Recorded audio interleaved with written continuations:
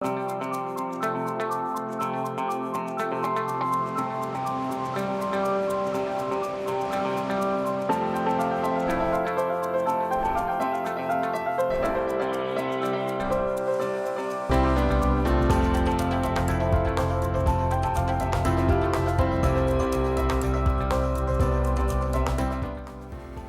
in Across the Fence, a history lesson that most of us never learned in school, the role of Vermont women during the Civil War.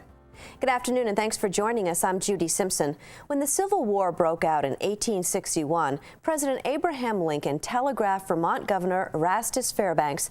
The actual telegram no longer exists, but according to historical accounts, the president said, "Washington is in grave danger. What may we expect from Vermont?" Governor Fairbanks' reply was short and direct. Vermont will do its full duty. What Lincoln really wanted to know was the number of soldiers that Vermont would commit to the Union's cause. But left out of that total were the women of Vermont, the mothers, wives, and daughters of soldiers. What was their full duty?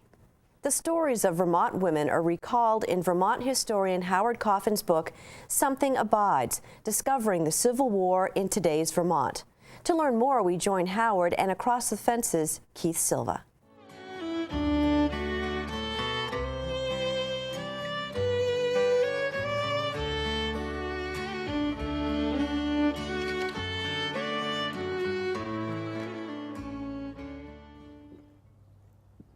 When the Civil War began in the spring of 1861, men rallied to the cause. They rushed to enlist at special town meetings that were called war meetings. On May 5th, 1861, in this building, the Linden Town Hall, 61 men signed up, mostly to join the 3rd Vermont Regiment. The Caledonian Record, a local newspaper, reported that on June 14th, 1861, quote, "The ladies of this village met at the town hall in large numbers. It was an unusual sight, that of 35 ladies and 11 sewing machines in that large hall, making shirts, gowns, pillowcases, etc. The job of running the state, working the farms, the factories, fell upon children and the elderly, but mainly on the women." The Civil War lasted 4 years, and the women of Vermont kept the state going.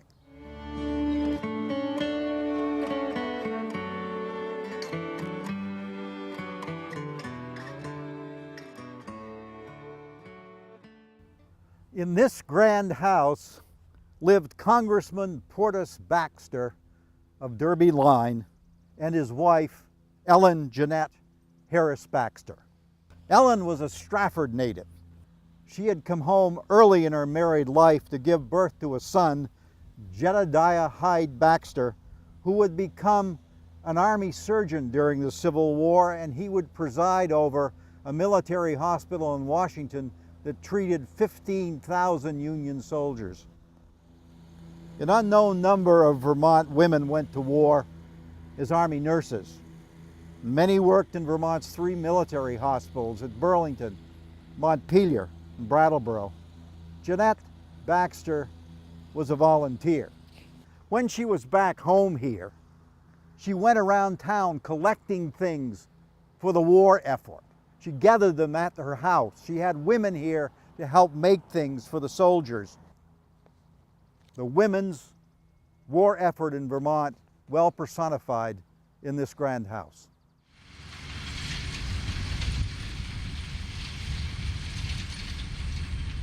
The Bedell family, Henry, his wife Emmeline, 2 children, and a nephew, lived on this farm just up the hill from the village of Westfield. In 1862, Henry enlisted in the 11th Vermont Regiment, leaving Emmeline here to run the farm.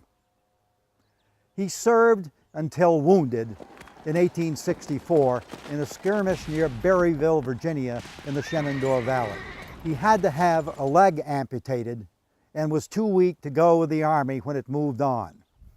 His comrades placed him in the home of a Virginia woman, Betty VanMeter, and she nursed him back to health. Finally, when he was able to travel, Betty put him in a wagon, covered him with blankets, and drove the 30 miles to the Union outpost at Harper's Ferry. Betty became a Union hero, and she and Henry went to Washington and met with Secretary of War Edwin Stanton. He gave them a pass allowing them to go to a Union prisoner of war camp and free Betty's husband James, a Confederate soldier. When the VanMeters returned to Virginia, word of what she had done had got around and the family was ostracized. Perhaps because of that, Betty VanMeter came north to Vermont many times in subsequent years, and certainly after the Beddells moved to Newport. She was a hero in Newport, and finally, after many years, the Vermont legislature honored her by passing a special resolution in her name.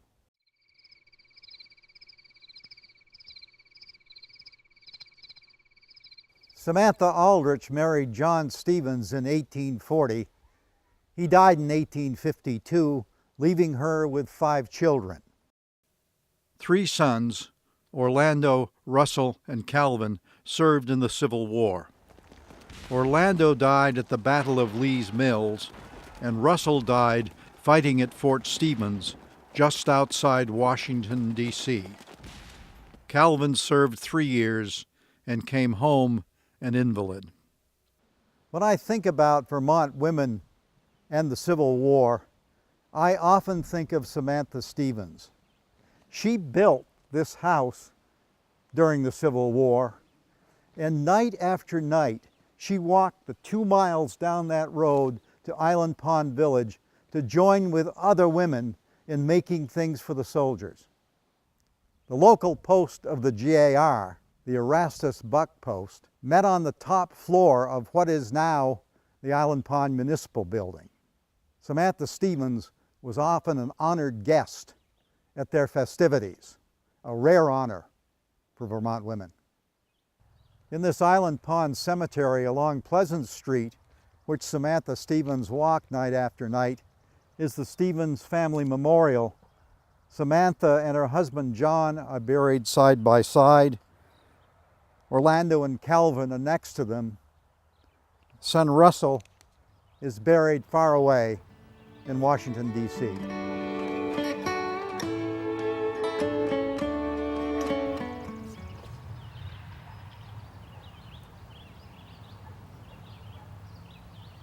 This brick building on the west edge of Woodstock Village, now the Community Recreation Center, during the Civil War was the Woodstock Woolen Mill.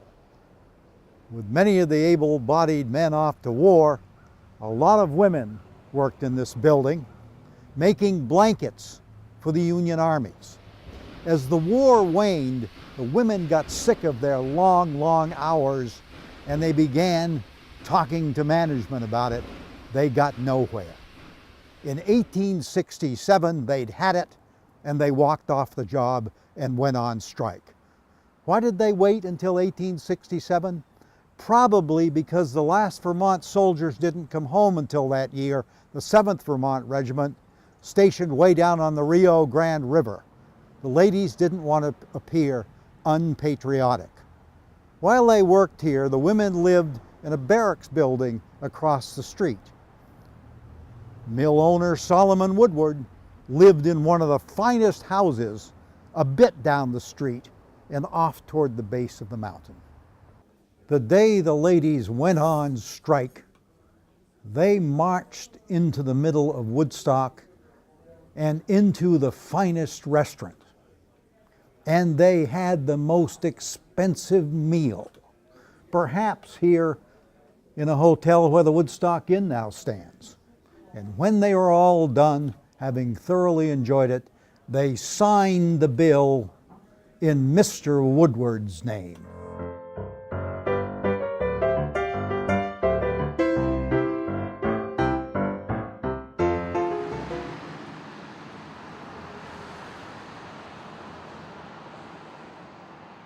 This is Brattleboro's Canal Street.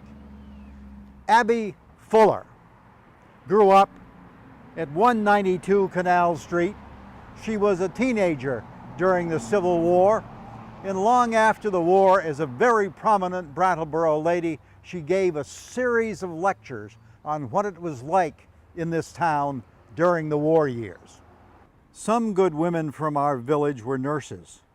How much good they did and how many lives they saved, we can never tell or realize. After every battle, a call was made for old linen, cotton, bandages, and money for supplies.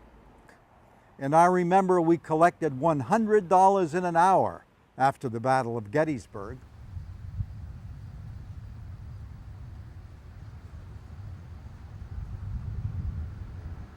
Of all the Vermont women who lived during the Civil War, probably the best known was Clarina Howard Nichols, who lived in this big old house that faces the village green in Townsend, Vermont, down in Windham County. She was born in 1810, about 3 miles from here in West Townsend. Early on, she had a failed marriage that took her out to northern New York State. She had 3 kids. She finally left her husband, came back home, and she married a man named George Nichols, who published a newspaper in Brattleboro, the Windham County Democrat. That paper was strongly anti-slavery. And when her husband became ill, Clarina took over the paper, writing many of her anti-slavery pieces right in this house.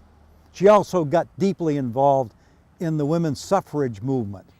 In 1852, she became the first woman to address the Vermont legislature. By all means, sir, you are officially the first person ever to heckle a woman in the Vermont State House. Madam. Calling on legislators to approve a bill that would have allowed women to vote in school district elections. She was jeered and shouted at, but she finished her speech. As the Civil War approached, she moved to Kansas to be involved in the fight over stopping slavery from expanding westward. And in Kansas, she also edited a newspaper that was strongly anti-slavery, and her home became an underground railroad stop. She gave refuge, hiding escaped slaves in her home. Clarina Howard Nichols, native Vermonter.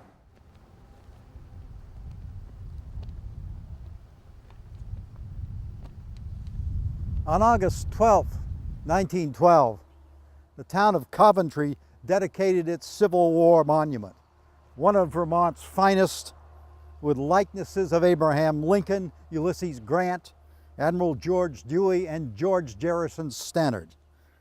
The Newport Express noted that, quote, teams and autos and pedestrians were seen centering in from 4 or 5 different routes leading into town. The crowd was estimated at 2,000. The keynote speaker was Josiah Grout, former governor and former member of the 1st Vermont Cavalry. Grout began, "They died for their country, that their country might live on, undivided and reunited for all time." And then he shifted topics, surely quite unexpectedly. I wish here to express the hope that sometime, somewhere in the most prominent place for national observation, in honor of and to the memory of the women of the Civil War who at home, in the hospital, and in the field did so much in so many ways to encourage him who bore the brunt of the battle and to soften the severity of his privations and to relieve the anguish and suffering of his hardships. More than 100 years later, no such monument has been erected, as far as I know, anywhere. Perhaps it's about time. If you enjoyed learning about Vermont's past, then click on the Across the Fence website. The address is uvm.edu/extension/AT-Fence. You'll find episodes on every major battle involving Vermont soldiers in the Civil War, as well as historical sites across the state. Another online resource for all things Across the Fence is our YouTube channel. Go to YouTube and enter Across the Fence UVM. That's our program for today. Thanks for joining us. I'm Judy Simpson. I'll see you again next time on Across the Fence. Additional funding for Mr. Coffin's work for this program was provided by National Life Group.